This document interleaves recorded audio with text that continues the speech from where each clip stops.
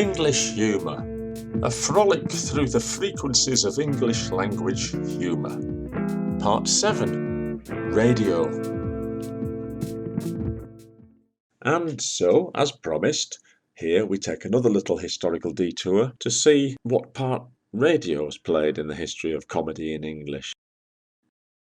The first dedicated comedy programme that I can find is Raymond Knight's The Cuckoo Hour, which launched in 1930 on NBC.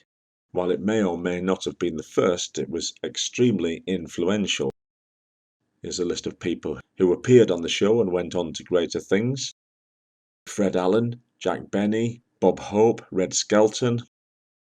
In Britain, as we've seen, variety was the style in the 40s and 50s.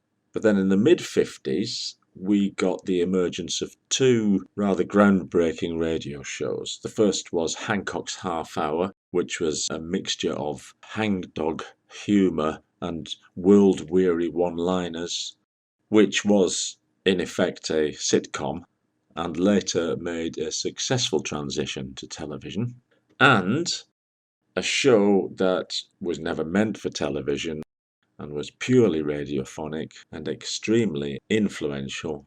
Crazy People, launched in 1951. You won't know it as that, you'll know it as the name it was changed to for subsequent series, The Goon Show.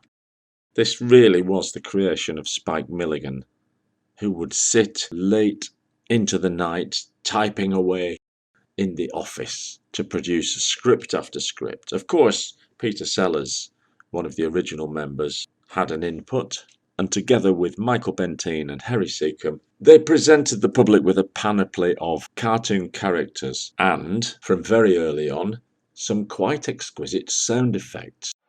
Exactly. Taxi to the Street of 1,000.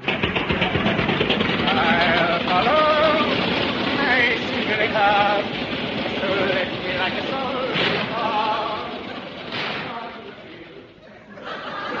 That recording is now on sale at all good chemists. These were made by the BBC Radiophonic Workshop, also responsible for the Doctor Who theme. And with the mixture of sound effects, audio trickery, and lots of exaggerated and silly voices, they were able to conjure up a completely surreal panorama of events that would take place over 25 or 30 minutes of radio airtime. They were extremely strange.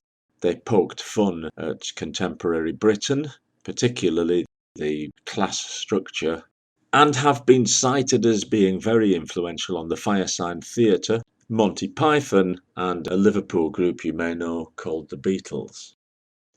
And as an insight into the life of the comic, I should say that poor Mr. Hancock, who was a lifelong depressive, committed suicide in Sydney, Australia, at the age of 44, after ingesting amphetamines and whiskey.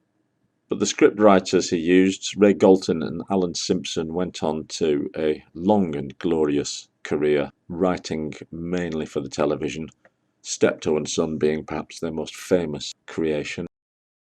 And Spike Milligan, though he lived to the ripe old age of 83, was also rather a troubled person. Certainly bipolar for most of his life, and often subject to mental breakdowns. But of course that's where the dark side of his humour came from as well. When he heard of Harry Seacombe's death, he said, "I'm glad he died before me because I don't want him singing at my funeral." Which didn't stop him, by the way, as a recording of Harry Seacombe singing was played, of course, at Spike Milligan's funeral. Like W.C. Fields, his requested tombstone inscription, in this case, "I told you I was ill," was rejected, though a compromise was finally reached, with the Irish translation being allowed. In any case, for a people that had just come through a gruelling war, having a little bit of light, nonsensical whimsy didn't do them any harm. Here's an example of an exchange between Blue Bottle and Eccles. Blue Bottle says, "What time is it?" Eccles says, "Just a minute, I got it written down here on a piece of paper. And a nice man wrote the time down for me this morning. Then why do you carry it around with you, Eggers? Well, if anybody asks me the time, I can show it to them. Wait a minute, Eggers, my good man. What is it, fellow? It's written on this bit of paper. What is 8 o'clock is written. I know that, my good fellow. That's right.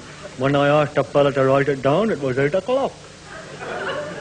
Well then, supposing when somebody asks you the time, it isn't 8 o'clock. Well, then I don't show it to them. And with many, many jewels of radio still to come, for now that's as far as I want to go, because it's time to investigate another of the 4 judiciously chosen pillars around which this narrative hangs. It's time to find out where this strange goon-like humour came from. It's time to talk about the British obsession with nonsense.